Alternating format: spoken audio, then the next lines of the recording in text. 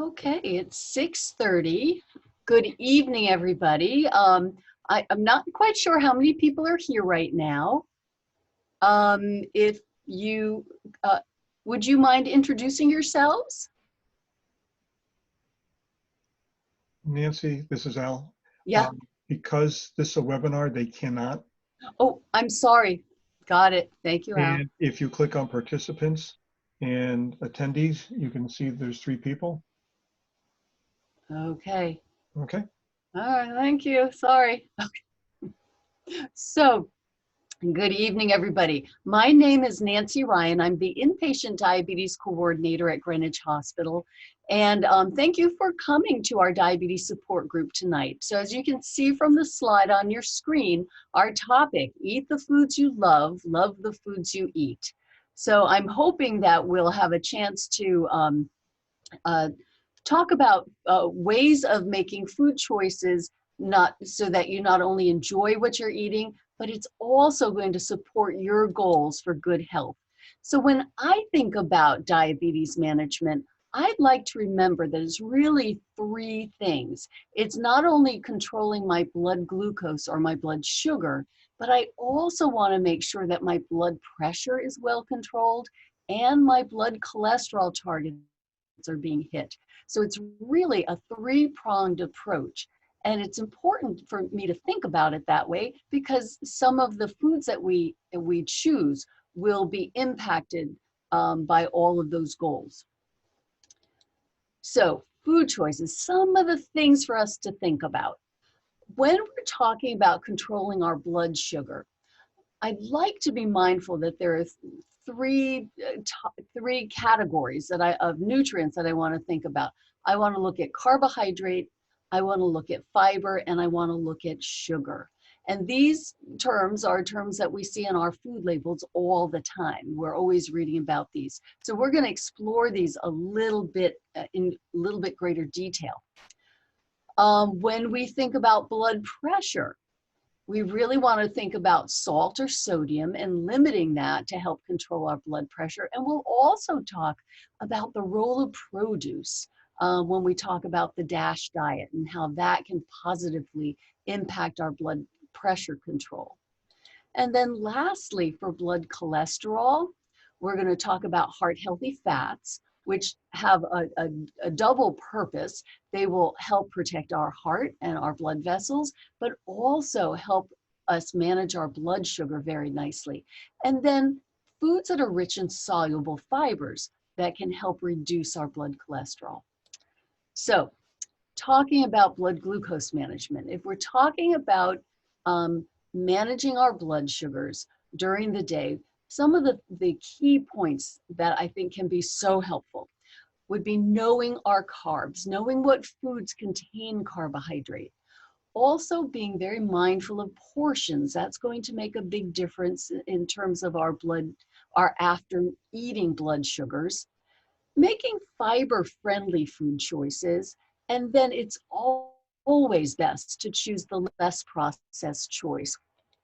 So knowing our carbs, this screen, and I hope you all won't get hungry looking at this, but this screen, I think most of us would know that these are foods that are going to be very rich in carbohydrate because they're very rich in sugars. So candies, cookies, cakes, ice cream, soda. I think very few people would not be able to say that these make their blood sugar go up. I think those are pretty familiar. Many times when I talk to patients, though, sometimes they're surprised that even things like fruit, grains, starchy vegetables, all these healthy foods, because they contain carbohydrate, these will make my blood sugar go up as well after I eat them. And that's not a bad thing. It's their job to raise my blood sugar. But I just don't want that blood sugar to spike too much. So one of the ways I enjoy those foods, but I can make sure that my blood sugar does not go up too high, is by watching my portions. And this little diagram for estimating portions, I think, can be very, very helpful because we always have our hands with us when we go out to eat or we're eating at home. So If you look at the cup measure, that's our closed fist. And I say that recognizing that some of us will have fists that are bigger and smaller than other people, but our fist is going to be proportional to our body size. So if we use a closed fist to estimate a cup portion, that's going to be pretty reliable. For an ounce, if I'm estimating the ounces of chicken as an example that I'm eating, using my whole thumb to measure that as an approximate measure can be very helpful. The top of my finger is a teaspoon. The top of my thumb is about a tablespoon. If I hold my palm open, I can hold about 1 or 2 ounces, such as ounces of nuts in that. And the size of my whole palm minus the fingers, that's going to be about 3 ounces. So if we use these guides as a starting point, that can help us control the portions of the foods, the carbohydrate containing foods that we're eating. This probably is familiar to many of us. I look at this as the real estate of our dinner plate. So as you can see, most of that dinner plate is filled with vegetables. And I would say you could even get a few more vegetables in there and really enjoy that. So half of our plate should be vegetables. A quarter of the plate should be our starches, and the other quarter our protein, our lean protein. If our dinner plate looks like this, we've nailed it. We're making good food choices. So fiber friendly.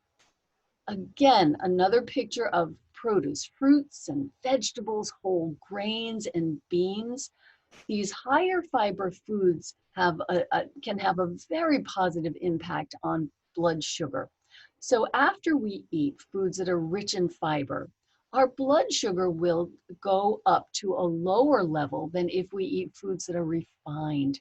So the more fiber or the higher fiber food choices that we choose, the better in terms of controlling our blood sugar after a meal. And it's that blood sugar, when that spikes, that's part of what's caught in our A1C measurement, our hemoglobin A1C, which probably you all know is a measure of our blood sugar, how well our blood sugar is managed over the past 2 to 3 months. So if I'm eating foods that are making my blood sugar spike after a meal, that's going to cause my A1C to be higher than target. Whereas if I eat foods that are richer in fiber, my blood sugar after I eat won't spike as high, and that will help my A1C stay at a much better level and get to target. This is a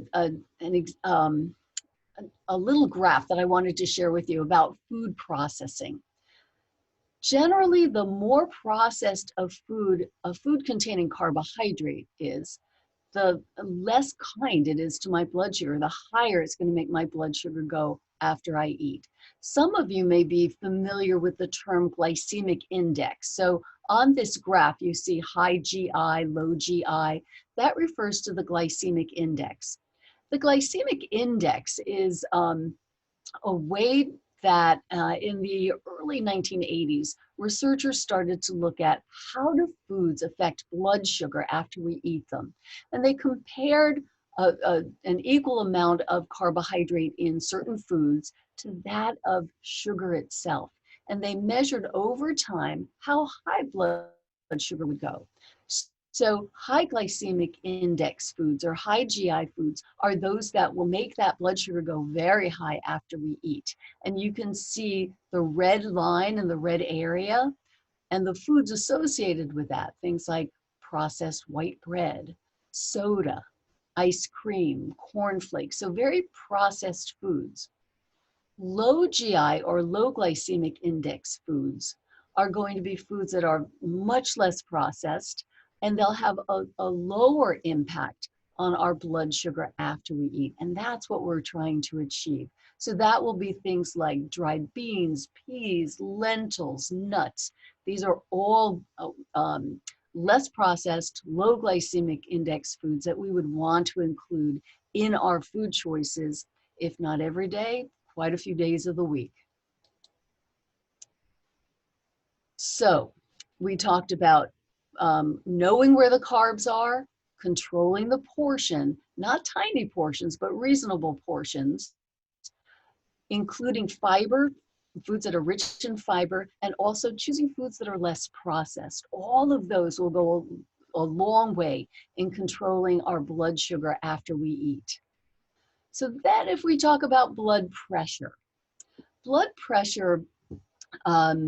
for years, the impact of certain nutrients has been studied to see what impact things like potassium or calcium would have on blood pressure. So there were studies done where people were given supplements of calcium, and their blood pressure was measured over time and compared to people who did not receive those calcium supplements. And some of the studies showed an improvement in blood pressure, but not all of them. So there wasn't consensus among the different research studies. The same thing with potassium. Some studies where potassium was supplemented, blood pressure seemed to be improved, but not across the board. So in the early 1980s, there was a group of scientists in the United States who decided, instead of studying specific nutrients, let's look at food because that's what people eat. So they recruited adults who had blood pressure that was high enough where they really needed some intervention. And ordinarily, they would have been started on a blood pressure medication. And they gave them 3 different diets, and this is the DASH diet. DASH standing for Dietary Approaches to Stop Hypertension. So one of the diets was the usual American diet. We all know what that's like. The second group had a diet that was rich in fruits and vegetables, whole grains, nuts and seeds. So that was the second study diet. And the third study diet was a diet rich in produce, rich in whole grains, nuts and seeds, with the addition of 3 servings of non-fat dairy a day. So as the study progressed, the researchers were looking at what happened to blood pressure. So that first study diet, which was the typical American diet, blood pressure didn't change, not surprisingly, it still remained elevated. With the second diet, which was rich in produce and whole grains and nuts and seeds, interestingly, the blood pressure did go down.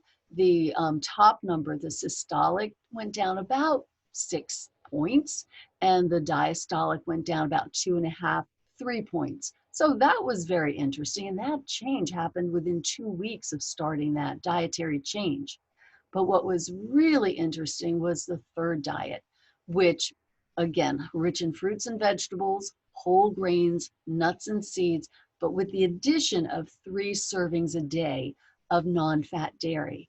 And that very successfully reduced the blood pressure. The upper numbers, the systolic, went down about 12, 12.5 points, and the diastolic, the bottom number, went down about 6.5 points, which was a very, very impressive decrease. And the researchers noted that decrease within 2 weeks of starting that diet, and it remained decreased for the remainder of the study. Sometimes when studies are done, we'll see an initial decrease, and then over time, there's a drift back up to those higher unacceptable numbers. But with this DASH diet, it was sustained over time. So again, I hope you're hearing the thread, which is fruits and vegetables, produce, whole grains, nuts and seeds, and now we're throwing in that non-fat dairy. All of that will help us manage our blood sugar, and now we know it'll help us manage our blood pressure as well. Also, I wanted to mention sodium, because I think historically most of us have read about or been told about sodium being associated with higher blood pressure for many people, and that absolutely is true. And interestingly enough, the DASH study of those 3 diets that we just talked about, the first time that study was done, there really wasn't a restriction in sodium. So even without the restriction in sodium, the blood pressure came down. However, when the DASH study was repeated and sodium was controlled at a lower level, the change in blood pressure was even more significant. So there's a lot to be said about watching our sodium intake to help us control that blood pressure.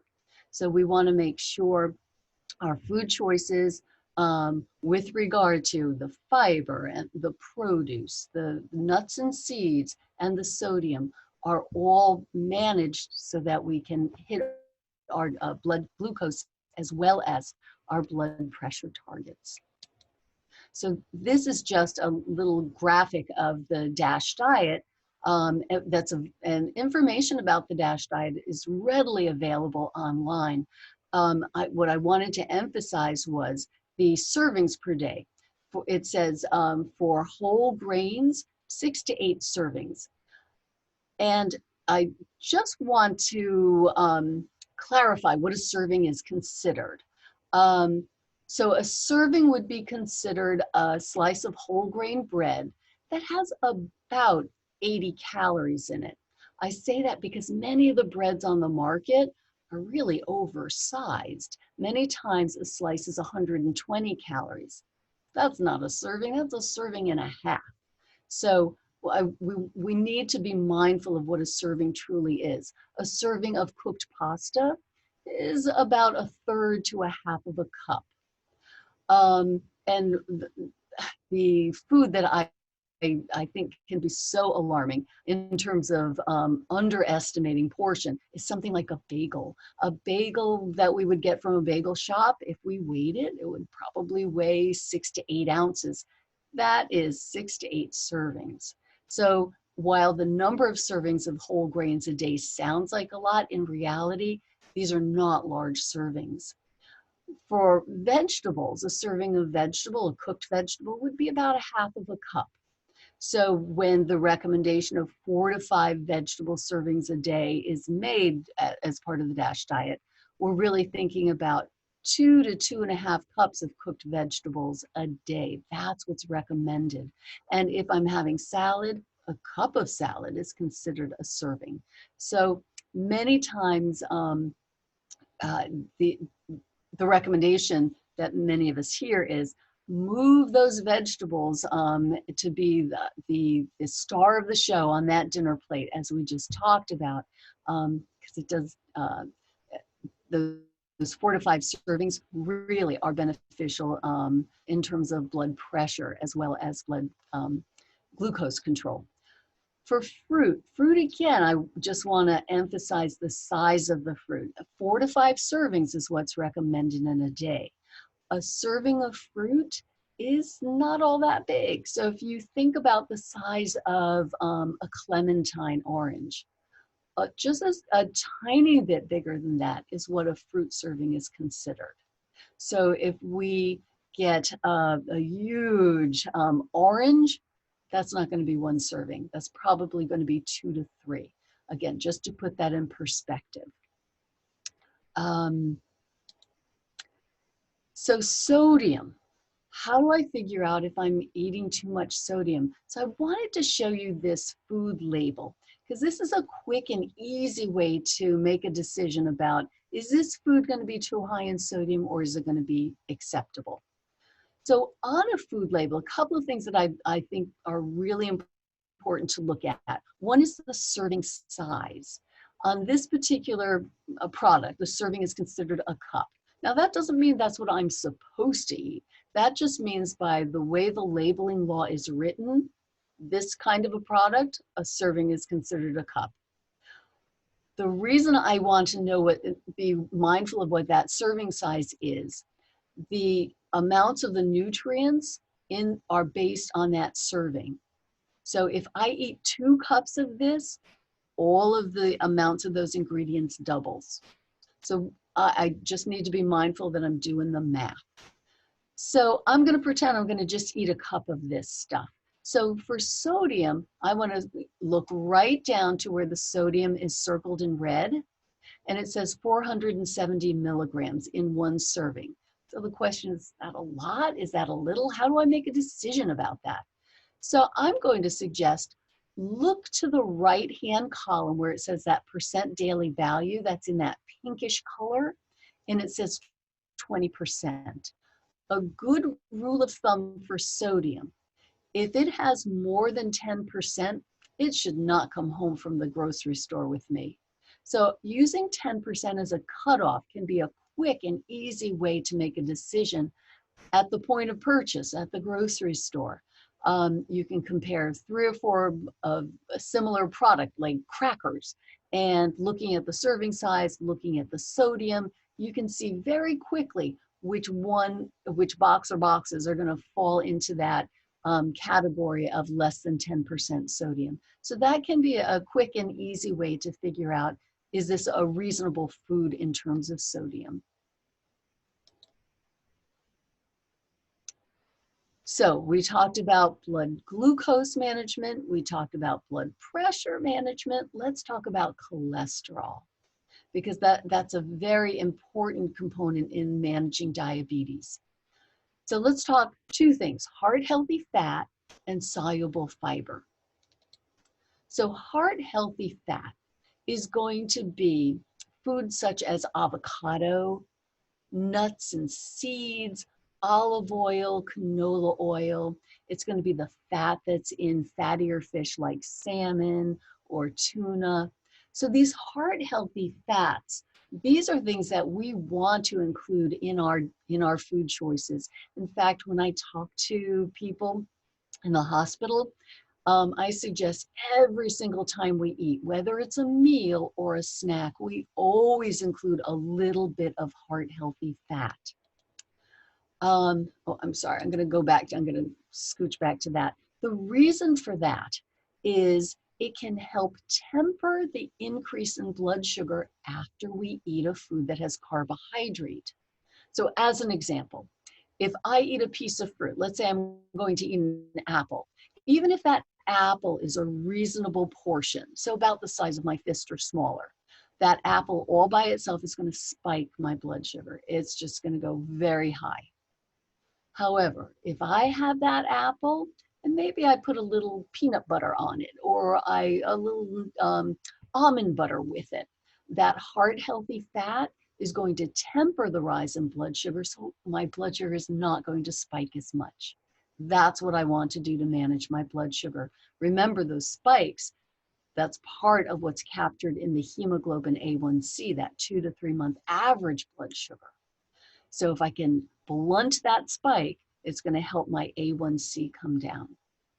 Another example, a lot of times when I talk to people about foods like oatmeal, because I think most of us would think, oh, oatmeal, that is one of the healthiest foods we could eat. And indeed, it is very healthy. So if I eat oatmeal, my blood sugar is going to spike. If I'm only eating oatmeal, it's just carbohydrate and my blood sugar will spike. If I throw in a tablespoon or 2 of nuts, and the nuts are heart-healthy fat, that's going to temper the rise in blood sugar. It's going to blunt the rise in blood sugar after I eat that healthy oatmeal. So I have a much better blood sugar management. So we always want to include a little bit of heart-healthy fat at a meal, at a snack, to help us manage our blood sugar, as well as help us control our blood cholesterol. Another nutrient that can help us control our blood cholesterol is soluble fiber. And on this chart, it actually separates soluble and insoluble fiber. These are just food chemist terms that describe how the fiber works inside our body. So I'm going to do this a little bit backwards and talk about insoluble fiber first. One of my colleagues once described these as the scrubbing bubbles of our large intestine. So high soluble fiber foods like whole wheat breads and rolls, barley brown rice, whole grain cereals, these fibers help keep those pipes going. So we want to have these foods that are rich in these fibers because they're going to help with regularity. The soluble fiber works in a slightly different way. The soluble fiber, when it's in our intestinal tract, is going to grab onto fluid. And in addition to grabbing onto fluid, it's also grabbing onto um, uh, compounds called bile salts. These bile salts are made by our liver, and they help us digest and absorb fat in our diet after we eat a meal. When we reabsorb these bile salts with the fat and the food that we eat, they go back to our liver and they're used to make cholesterol. So the soluble fiber is going to grab onto some of those bile salts and actually going to drag it right outside of our body. And that reduces the amount that's available to make cholesterol by the liver. So using these soluble fibers, these foods can help us reduce our cholesterol because it removes some of these bile salts from our intestine. So you can see things like oatmeal, nuts and seeds, dried beans, peas, lentils, fruits. And so hopefully you're hearing a pattern in this whole talk that all of these foods work together and they all help us manage our diabetes. So how do I pull this all together? So thinking about some common foods or common meals that I hear my patients talk to me about having, I thought we could talk about how to make these more diabetes friendly. So the first thing, breakfast foods. So hot cereal, cold cereal, if I'm having oatmeal, as we said, or I'm going to have a bowl of uh, Cheerios um, with milk, the cereal just with milk is going to blast my blood sugar up. But what I can do is I can add nuts or seeds to that cereal, and that's going to keep my blood sugar after I eat better. Choose the higher fiber varieties. Sometimes people will add some unprocessed bran to their oatmeal or to their dry cereal. And that will also help to increase the fiber and decrease the spike in blood sugar. And then simply using a smaller bowl, using a smaller cereal bowl, going back to that portion control as a way to help us manage our blood sugar when we eat. So tweaking that lovely hot or cold cereal breakfast, we can add some things and enjoy that breakfast. If I'm having something like eggs and toast, I might want to think about preparing my eggs in a heart-healthy fat. Maybe scrambling them in just a little bit of olive oil, or adding on my toast a little bit of avocado. Spread a little avocado on that toast. Want to choose a higher fiber bread. Again, taking advantage of the impact of fiber on decreasing how high my blood sugar goes after I eat. Then there are some people who really do enjoy that donut or that pastry for breakfast. And I wish I could say, well, don't worry about it, but I can't, because we know those foods not only will spike our blood sugar, but not very good in terms of controlling our blood cholesterol. So what some people I talk to do who are trying to move away from those sweet breakfasts, they'll use something like raisin bread or raisin English muffins.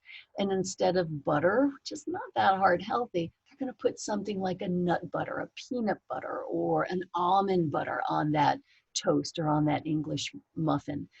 So that that nut butter will help control the after meal rise in blood sugar and still get the sweetness and the crunch from that English muffin with raisins or the raisin toast. And for those individuals who really have a hard time separating from that donut, I can understand that. So we talk about, well, see what impact it has on your blood sugar, because the answer is literally at our fingertips. So so I'll talk to people about, well, if you're going to have it, 2 hours after you eat that treat, test your blood sugar. And what's recommended is our blood sugar should be no more than 180. It should be less than 180. And preferably, it should be less than 140. So if I eat that food, 2 hours after the first bite, I test and my blood sugar is above 180, I'm going to rethink that food because it's really not working for me. So I may need to decrease the portion of it. I may need to decrease the frequency of it, or I may need to walk home from the bakery after I eat it because that'll bring my blood sugar down too. But I need to be realistic about making sure that the foods that I'm eating are working for me. So let's have lunch now. Typical lunches, sandwiches. A lot of times people will tell me, oh, I don't know what to eat because I can't eat bread anymore. And I'm not quite sure why they've gotten that message because bread is fine. But again, we talked about having a high fiber bread choice. So breads that tend to be a little bit kinder to blood sugar, having that lower glycemic index or lower GI effect, would be things like rye, pumpernickel bread, Ezekiel bread. And also we want to choose whole grain bread, so higher fiber wheat bread would be a fine choice too. Then making sure that on that sandwich we include some heart healthy fat. I was talking to someone earlier today who was pleasantly surprised when I said, yes, put some mayonnaise on that sandwich. So mayonnaise, some avocado slices, or a little bit of guacamole on that sandwich, that heart-healthy fat will again temper the rise in blood sugar after we eat that sandwich. And then there's never a problem with putting too many vegetables in a sandwich. The only problem might be if it's too much, it'll leak out the sides, but that's not a bad thing. So lots of vegetables and be somewhat inventive. Peppers, cucumbers, strips of carrots, something crunchy to add a little zip to that sandwich. So sandwiches are fine to have. We're getting into the colder weather, so many of us enjoy soups. Those beanie soups that are available, great choices for that extra fiber. I would suggest looking for lower sodium soups. And there are a number on the market. Sometimes you have to look a little bit, but there's some very tasty lower sodium soup varieties that are available. For those who like to make their own soup, which is wonderful, using lower sodium ingredients like lower sodium or sodium-free stock as the base of the soup. And then loading that soup up with lots of vegetables. And also for more fiber, adding those beans and lentils to give that soluble fiber to help us bring our cholesterol level down. And then for salad lovers, it's hard to overeat vegetables, like salad vegetables. So a nice big lunch salad can be lovely. Using olive oil-based salad dressings is a good way to go. Again, incorporating that heart-healthy fat to temper the after-meal blood sugar rise. And then adding beans like chickpeas, garbanzo beans can be a great way to add a nice bit of fiber as a starchy fiber to that salad and give it a little bit more staying power.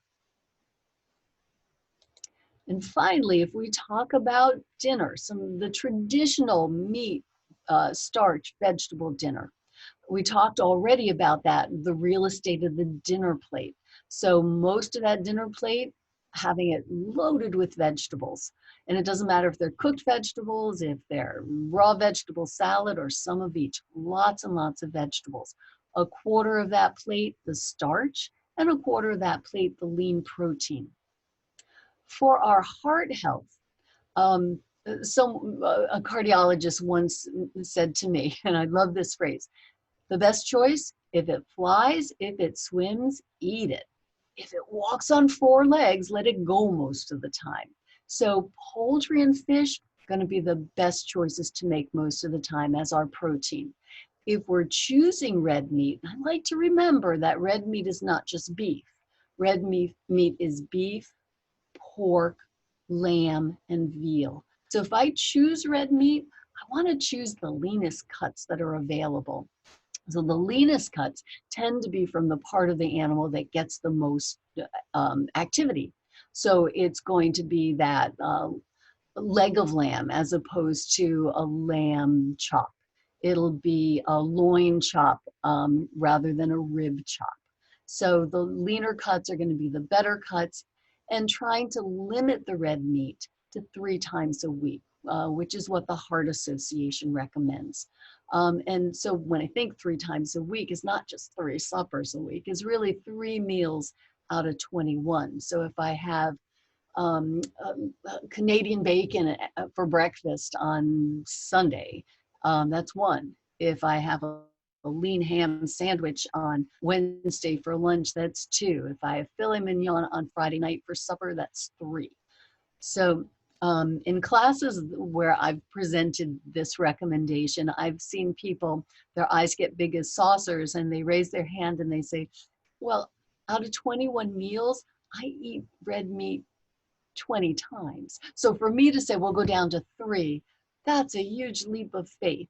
So if you're one of those people who has that red meat choice more often than that 3 times a week, think about slowly decreasing the frequency, substituting a lower fat choice, a fish or a poultry dish, and trying to work towards that 3 times a week. Well, work in progress, as we all are. We're works in progress.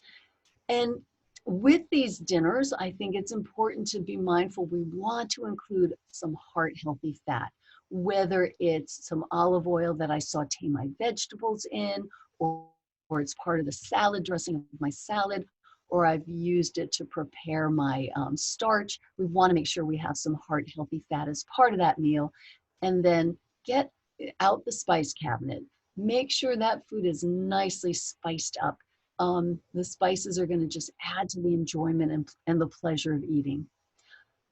If we're having something like a casserole or a stew, again, trying to make those casserole stews more poultry or fish-based if possible. And then really adding lots and lots of vegetables. So having a heavier hand with the vegetables, maybe a little bit less of the starchy foods like potato or noodles that might go into that casserole. And having a casserole, sometimes people will tell me, well, that's all I had for my dinner. I was so hungry after that because it wasn't enough food. So just having something like a huge salad with it can add to that sense of satiety, that fullness, because that's important in feeling satisfied from our meals as well. And then for pasta dinners, what some people will try are low carbohydrate pastas. So there are pastas such as lentil pastas, bean-based pastas like garbanzo bean pastas. These are relatively new on the market.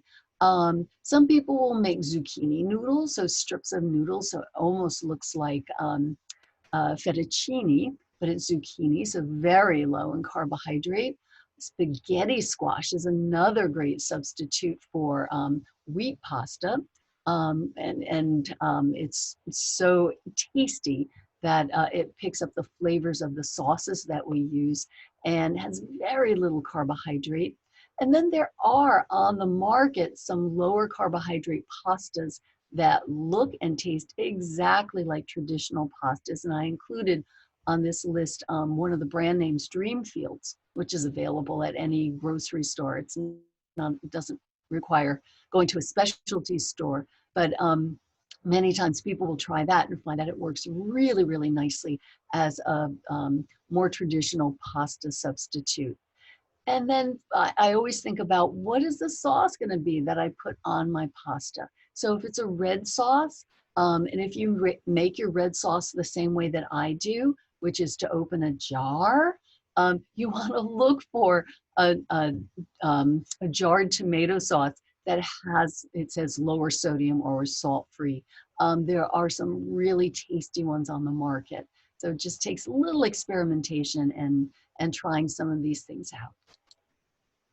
So I'm sorry, this little page, it has a lot of information and it's in kind of small type, but the reason that I wanted to put this up was this information, it's not only available online very easily, but it's included in almost every single cookbook that's published. So if you have any cookbooks on your um, uh, bookcases in your kitchen, just grab it and look for the spice section. But I think sometimes when I have spoken to people over the years who say, you know, my food is so boring, it's the same old thing, or it doesn't have much taste.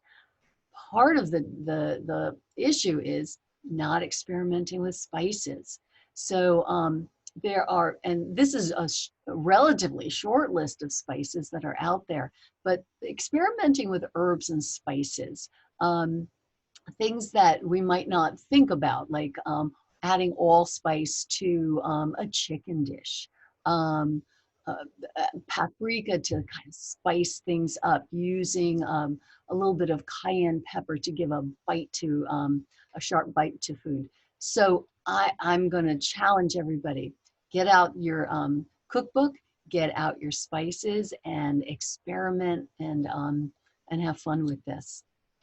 So we talked about many different um, topics. Um, there are many ways to prepare our foods, enjoy our foods, spice up our foods.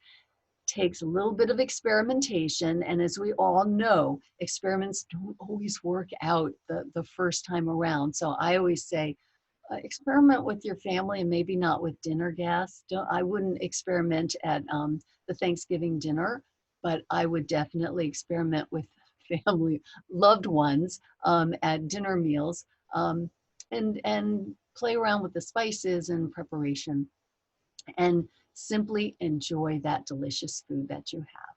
So I hope this has given you some ideas, some inspiration, and that as you continue your journey for managing your diabetes, you'll see that you're getting to your goals of blood sugar control, your A1C is coming into your target, your blood pressure is well managed, and your blood cholesterol is right where you want it to be.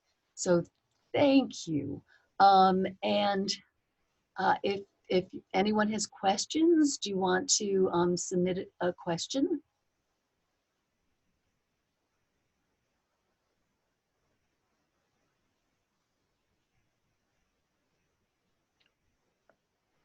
You can use the Q&A feature at the bottom of your toolbar there. You can just click on it and enter your question, and Nancy could read it if you want to ask any questions.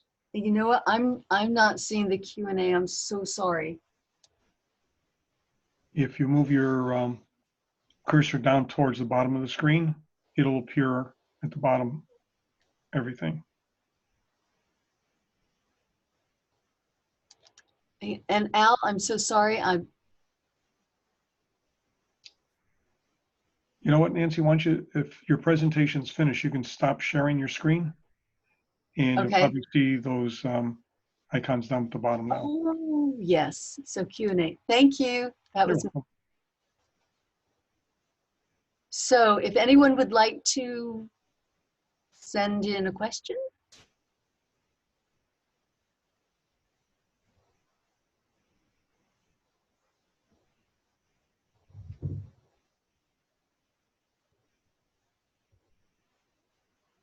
So I'm not seeing any questions right now. Oh, I just got one. What is sugar alcohol? That's a wonderful question. A sugar alcohol is an artificial sweetener, so it's a sugar substitute. And generally, when you look at a food ingredient label, it's going to be a word that ends in the two letters OL. So it's going to be mannitol, sorbitol, galactolol. So these are artificial sweeteners that are often added to foods more like sugar-free candies. The sugar alcohol has fewer calories than regular sugar, It won't have much of an impact on our blood sugar, but I like to be mindful that sugar alcohols can have a bit of a cathartic effect, meaning that they can make one's tummy feel very gassy, and if we eat enough of them, it can cause diarrhea. I say that because I, uh, quite a few years ago, was talking to someone who was so excited. He had discovered this sugar-free chocolate, and he loved his chocolate. And so he got a quarter of a pound of it and enjoyed it one Saturday afternoon and didn't realize it was sweetened with sorbitol. And he spent Saturday night being quite unwell. So if we choose to have it, my recommendation would be try a small amount, a small portion of that food that has it, and see how your tummy reacts. And you probably don't want to have it if you're going on a long car ride. So try it out and see how it works for you, but it will not have much of an impact on blood sugar. And I see another comment. A thank you. You're so welcome. Thank you for coming tonight. Any other questions?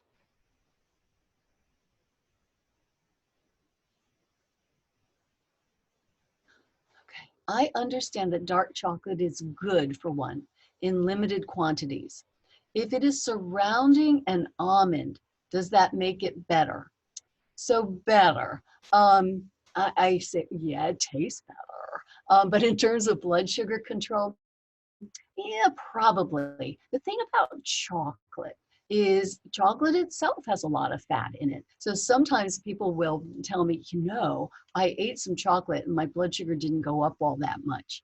And that doesn't surprise me because chocolate has a fair amount of fat in it. But and dark chocolate does seem to have some health benefits as well as some pleasure benefits. So again,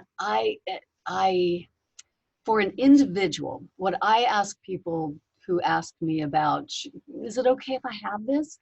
I again say, try it. And you have literally the answer at your fingertips. So if you try it in a modest amount, 2 hours after you have it, test your blood sugar. And you want to make sure it is not above 180, and you really would like to see it less than 140. So if it's wrapped around an almond, that's better still, a little bit more fiber.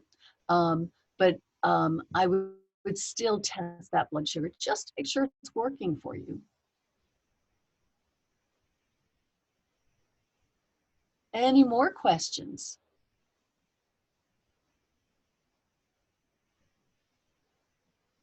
So I'm just going to take a minute as we wait and see if there are more questions to just thank everybody everyone in our community who is being very, very careful and taking good care of each other by making sure that we mask up when we're outside, that we maintain social distance, 6 feet between people.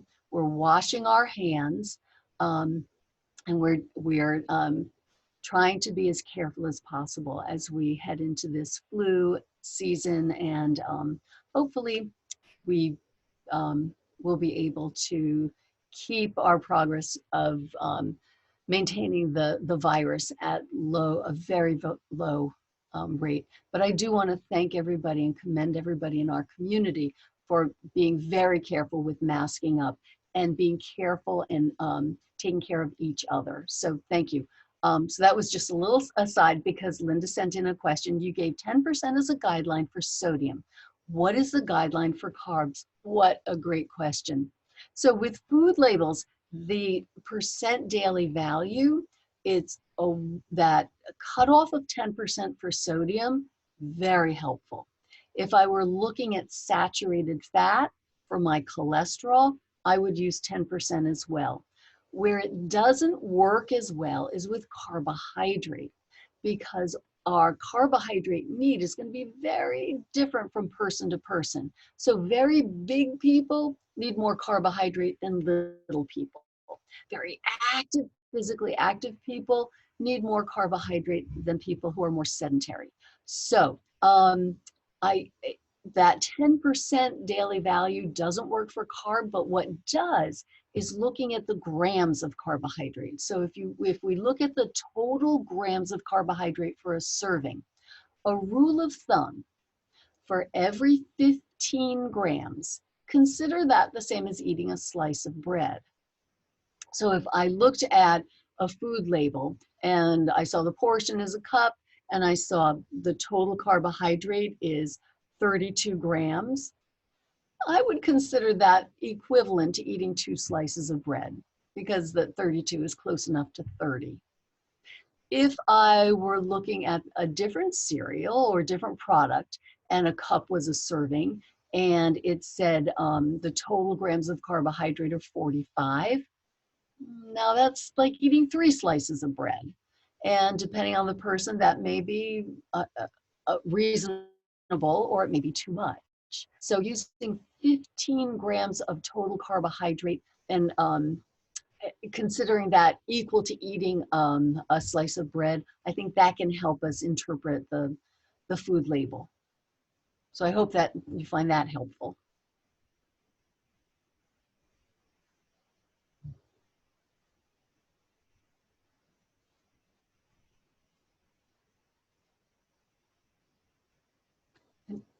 Any other questions?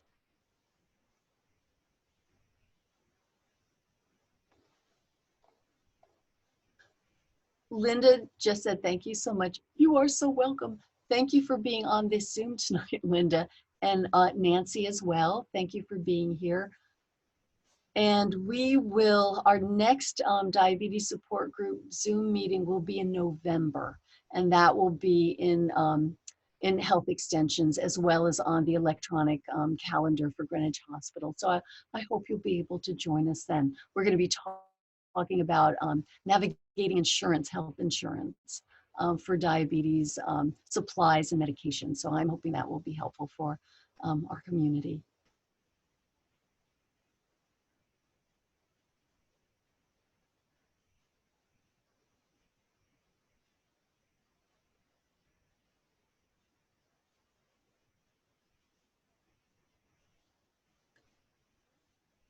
So any other questions from our group?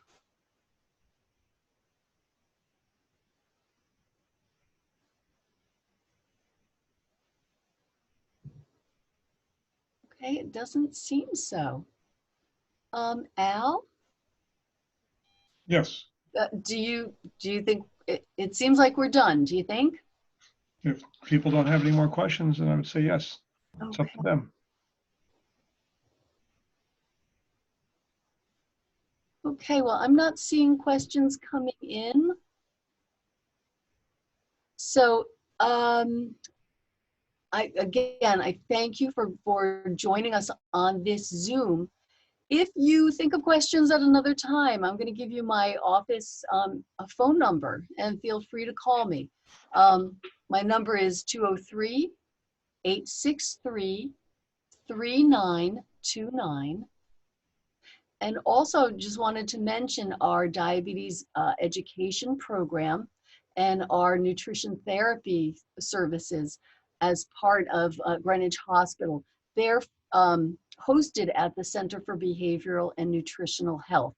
So if you have, if you would like to take advantage of those wonderful services, diabetes education, as well as medical nutrition therapy, the number to call would be 203-863-2939.